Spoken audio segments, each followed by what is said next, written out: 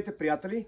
Аз съм Захари от Биотор Чепинци. Тази тревна площ я турихме преди няколко месеца. Сега я косиме.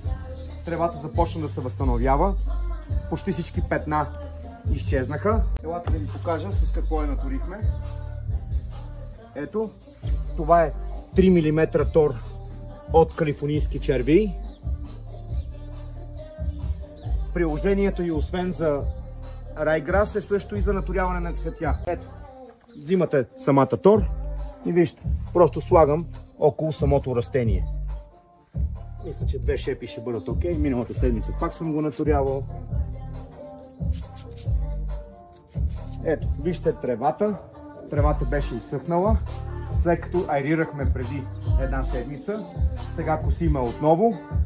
Тревата е почти напълно възстановена.